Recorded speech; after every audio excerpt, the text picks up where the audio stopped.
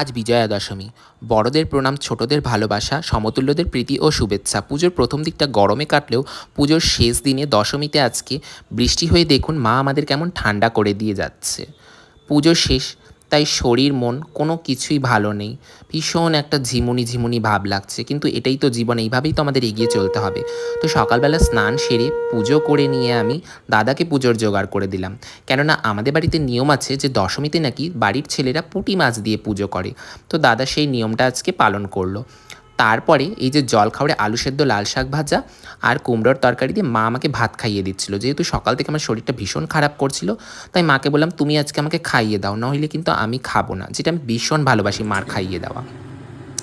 তারপরে দুপুরবেলা আমি আর মা এই যে বকফুলের বড়া ভাজলাম, কেননা লাঞ্চে আজকে ছিল বকফুল বড়া ভাজা, লাল শাক আর কুমড়োর তরকারি আর ইলিশ মাছ, যদি ইলিশ মাছটা আমি ক্যাপচার করতে পারিনি।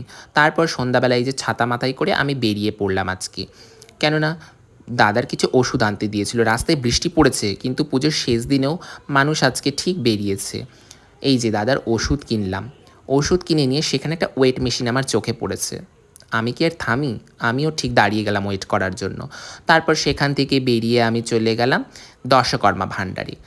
আজকে যেহেতু মা দশমীতে দুর্গাথানে মাকে সিঁদুর ছোঁয়াতে যাবে, তাই সিঁদুর আনতে দিয়েছিল। সেখান থেকে বেরিয়ে চলে গেলাম একটা ইমিটেশনের দোকানে তুলো আর ইজি কিনতে।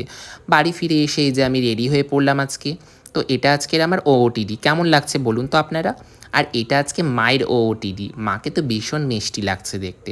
তারপর সেখান থেকে বেরিয়ে আমরা বাজারে গেলাম। বাজার থেকে বাতাসা কিনলো মা, কেননা আজকে মাকে সিঁদুর ছুঁইয়ে বাতাসার লুট দেওয়া হবে। তো এই যে আমাদের দুর্গাথান গাজলের, সেখানে আমি ছোট থেকে আমার জ্ঞান হওয়ার পর থেকে মায়ের হাত ধরে প্রতি বছর যাই।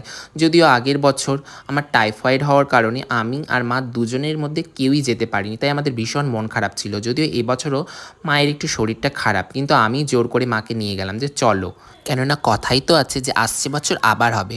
আজকের মতো এখানেই, টাটা।